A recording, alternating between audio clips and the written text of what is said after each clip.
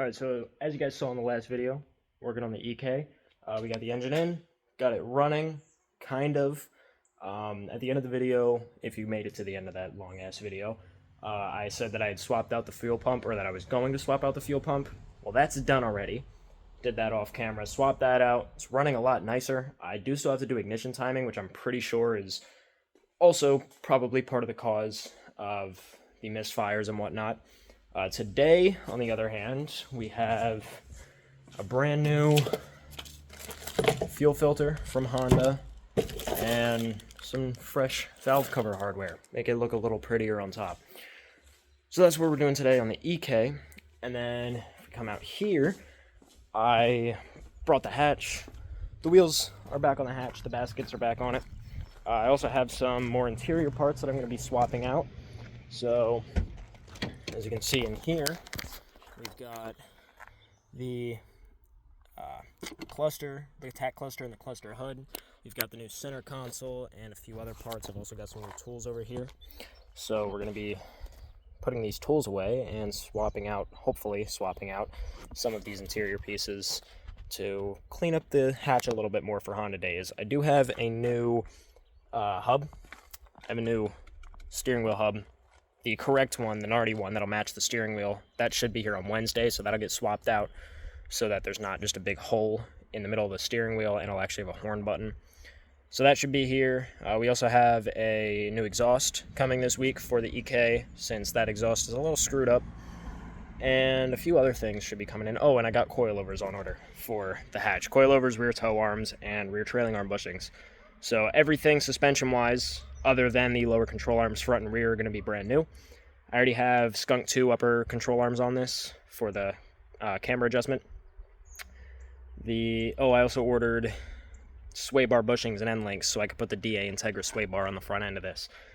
And other than that, should be ready for Honda days then. It'll be a little lower, better stance, quieter suspension, hopefully. That's one thing I'm really looking forward to, especially since I am still currently daily driving this. And the EK will get cleaned up a little bit more, and after the exhaust and these last few things, it should be ready for inspection. I do still have to do registration and insurance and everything, which I'll probably figure out sometime this week. But other than that, she should be ready. So yeah, we'll just get started on swapping out this filter. So, fuel filter's easy enough. You have this 17mm banjo bolt on top. There are 2 copper washers, one on either side of the line here, so make sure you don't lose those, but you'll loosen that up.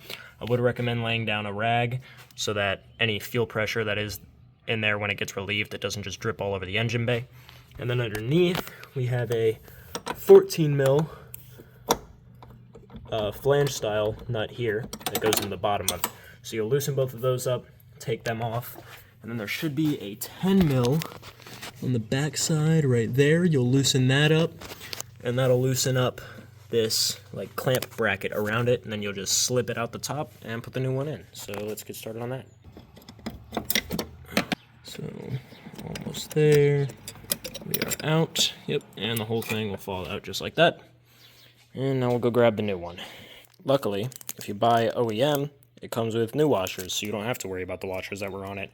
I actually just found out that I only had one washer on the top side of the bolt, and the other washer, I guess, smushed itself out of existence on here. I mean, it's there. You can see the focus. You can see the little lip there, but it kind of just conformed itself to the filter. So, good thing I got 2 new ones with the OEM.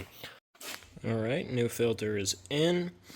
Like I said, this did come with the this came with the washers. So you've got one washer, top and bottom of the output line, and then that third small washer goes up into the bottom for the hard line.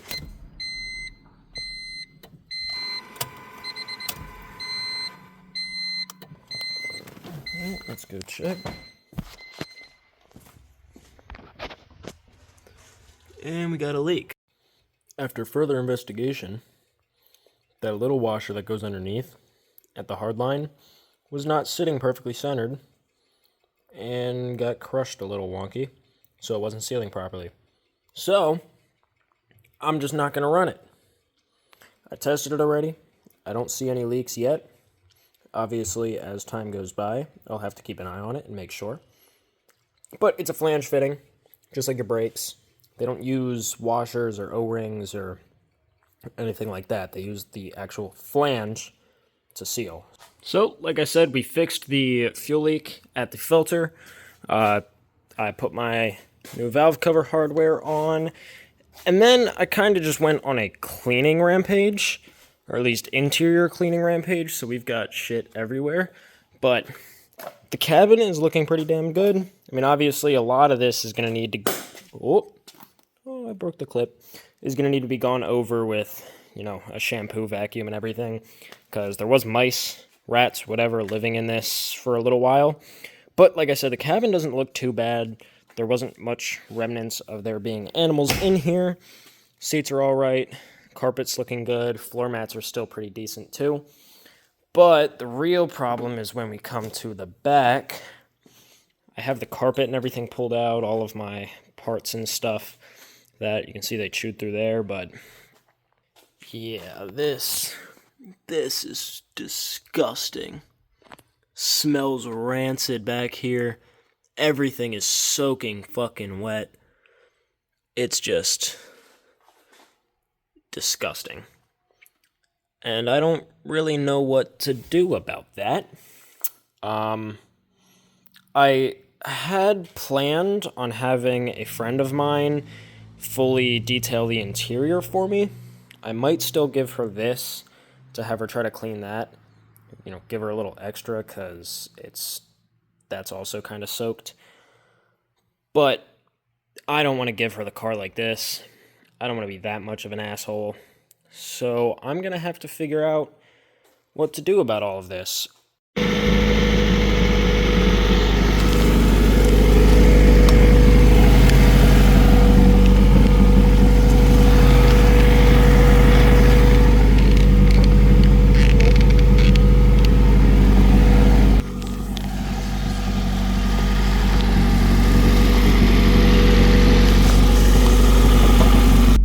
Taking the CB to the backyard, because I'm not finishing this car anytime soon. So I'm probably just gonna drive through it. Just a lawnmower, doing lawnmower things. I'm hiding her back here for a little while, because one, my mom was bitching about it being up there, and two, like I said, I am not getting to this car anytime soon. Literally all that's left is I need a different power steering pump and high pressure line to match the H23, timing covers for the H23, and ignition coil bracket for the H23. It also probably needs a bit better of a valve adjustment, and then I gotta put some of the interior back together, just all of this right around here. I should also probably figure out my ignition the right way rather than using that flip switch that I've been using for a while, but I'm not worried about it. Car's gonna sit here for a while. It runs, it does drive, I've got other things to worry about, and this car's not a priority on my list right now. But unfortunately, I didn't get to as much as I wanted to today with the EK and the EF. The trunk area of the EK is gonna be a this weekend problem, because I'm probably gonna end up just pressure washing it, you know, spray some bleach in there and pressure wash it or something, I don't know. But it's very disgusting, and I didn't feel like dealing with it today. EF, I definitely still had daylight and time, but that's also probably going to be this weekend. The only things I'm doing are swapping out the center console, and I am going to try to put my TAC cluster in, but I'm probably going to have to rewire the whole dash harness for that. I'm hoping that the dash harness out of the black EF can be used, but I'm pretty sure they're different between 8889 and 9091. So if that doesn't plug up, won't be the first harness I've had to convert to work with something else. I gotta move all the wires around for the plugs of the cluster, or for the cluster, and I'm gonna have to move the connectors, and I think replace one or two of the connectors for the dimmer switch, the hazard switch, and the defogger for the rear window. That's all gonna have to get moved so that it's on the cluster hood rather than on the dash. And then this week I should be picking up the rear seat backs from a friend of mine cleaned them for me, so I'll be picking those up, and the rear seats will be complete. And other than that, just a few other things to button up interior-wise, pillar trim. I need to find a headliner or reupholster mine. But like I said, CB is just going to sit here for a little while. The EK should hopefully be on the road in a couple weeks here. Just got to clean up that trunk, put the exhaust on, which should be here Wednesday, and then figure out, paperwork, registration, insurance, the boring stuff. EF is currently up at the front of the house, running with the hood open, just idling, because I just went and pressure washed the outside and pressure washed the engine bay a little bit, because I definitely did not seal that engine quite as well as I originally had hoped. So it's got quite a few oil leaks, and it's been very dirty after daily driving it for the last 6,000 miles and 4 or 5 months or whatever it is. But other than that, this is where the video is going to end. It's been a very short day, and this is definitely going to be a short video compared to the last, but I'm not worried about it. Something is better than nothing. So otherwise, I will see you all in the next one, and say goodbye to the CB for a little while. Bye-bye.